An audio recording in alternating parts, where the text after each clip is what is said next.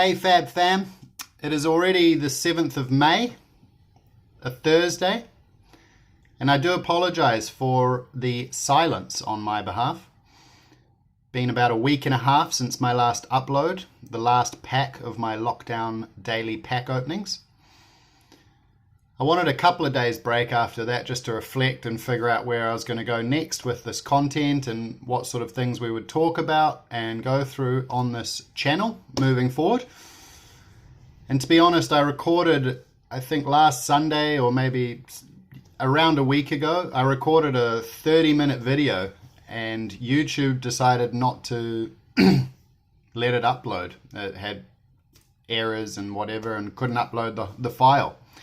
So I apologize for that. I did a lot of ranting about Warrior and the league that I played and some sort of mention and ideas of how to approach the game and yeah, a few other things. So I guess I'm not allowed to have super long videos, which is maybe good because I don't know who of you would be sitting through half an hour of this gobbledygook. So today I thought I'd summarize a little bit. Obviously quite a bit's happened over 10 days, 2 weeks. So events wise, the leagues have been running weekly, the Card Merchant Metrics Daily, competitive and a casual league, 2 a week.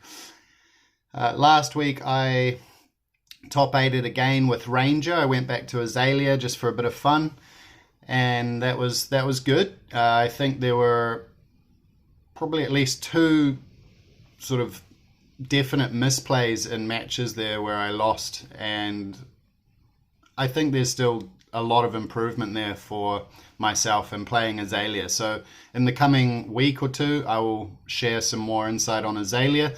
For now I have left that to Mr. Travis at Fab Foundry. He did a great first deck tech video on Azalea which I enjoyed and put some comments on, so check that one out, Fab Foundry on YouTube. But yeah, to go back to Warrior, the one that I talked about playing when the community voted to play Warrior versus Runeblade, etc. I went for a big Warrior approach. So I played around 30 blues. I played all 9 driving blades so I could give my sword unconditional go again. And then I was playing into bigger spells like the Pursuit of Knowledge and Command and Conquer, the two of the spicier, newer cards from Arcane Rising. And with those, and because I needed blue pitch, I decided to get them over the line, not having to run clunky pummels, which of course can't, buff the Sword of Dorinthia or any of the other smaller red attacks. I went for 3 lunging press, so pitches for blue or 0 cost attack reaction to give an attack action +1. So I got that off a couple of times. I think I drew up to 5 intellect off a pursuit, and perhaps once or twice I got the Command and Conquers through to destroy their arsenal and take a damage.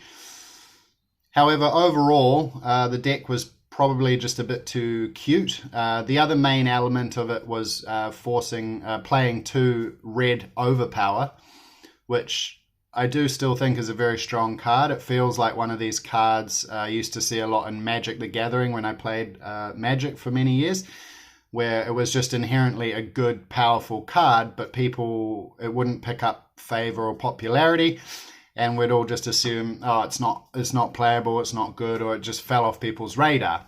And then when you'd play it, it would actually be really powerful and really good, and obviously part of that was taking people by surprise. So, yeah, I played those. Couple of red overpowers, they were good. They won me a game or 2. But yeah, overall, the deck was a bit cute. And one of the biggest sort of drawbacks of running Command and Conquer, even though I thought it would be really good because people would want to put defense reactions in Arsenal to block Dorinthia so that she didn't have Reprise turned on, right? However, I couldn't really give the Command and Conquers go again, I don't think at all in that deck. So I'd be trying to go in with the sword with a driving blade or, getting go again, Glint the Quicksilver, and then playing the Command and Conquer. But if they have the defense react in Arsenal, they're blocking the sword, right? So by the time the Command and Conquer comes out, it didn't do anything.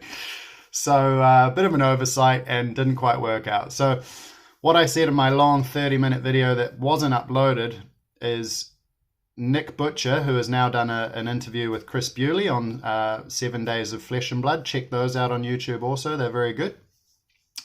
He played a more go-wide warrior, which, well, I shouldn't say I think is the best version at the moment. He proved it's the best version at the moment. Very capable of beating Bravo and Dash Control. Those one lot more defense reactions. It plays Life for a Life, Scars, Remembrance, shuffles them back, and then can still have the big Supremacy, Iron Song, Determination turns. So hopefully those lists, or his list is up on Metrics Daily by now from winning one of the leagues as well, or the 1K. So check that out. I think that's a better way to go for Warrior if you're a Warrior enthusiast. I'm playing something similar this week in the last week of League, and I've had a very close game against a great player, Carol, on Brute, and he was on 1, I was on 2, and I was trying to kill him, hoping to kill him with a shunt, and he killed me with a reckless swing. So there we go. To be honest, I forgot about it, but won my second game against Runeblade, just as well, but against the Mr. Ian, so that was a great match, Ian Kenderdine. And yeah. So I would say look out for that. More go wide warriors where you probably want to be. Azalea, as I say, we'll look at more over the next week or two.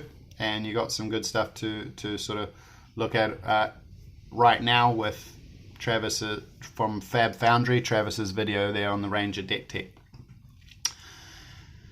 So we've had the leagues going, and the other event we ran that was quite fun last weekend, we did a Pauper. So all commons, you had to have a set 60 card deck and the same 4 equipments through the whole tournament. So effectively there was no sideboards.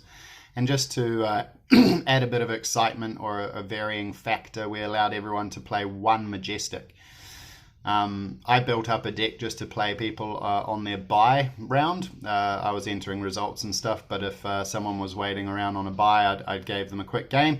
I decided Pauper was the space I wanted to play Brute in. So yeah, it was pretty fun. I chose Bloodrush Bellow as my Majestic and played the Cadaverous Contraband. So I got that off a few times. So just attack in, place a pummel on it. They discarded. I put Bloodrush back on top, drew it again. It was powerful. It was very fun. Ninja and Bravo dominated the tournament though.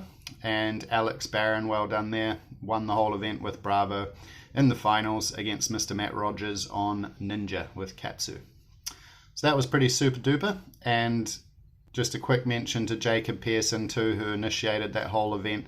I was absolutely blown away.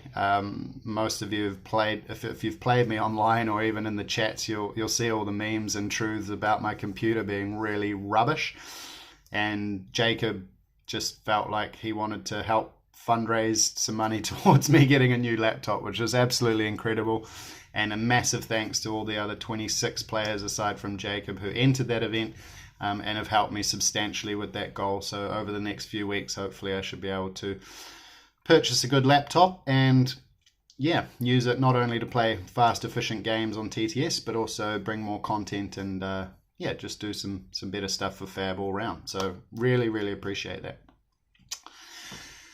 And yeah, so I guess that's all for now. I wanted to say hi. I wanted to put up a video. It's one of these things, kind of like, you know, sometimes with your exercise routine, you leave it for a few days and you know, it starts sort of whittling away and getting more forgotten in the background. So definitely didn't want that to happen to Fab Maniac channel. So hope you've enjoyed a bit of chitter chatter. Please do, I've asked already, but again, put any comments on what you'd like to see, you know, talked about, discussed.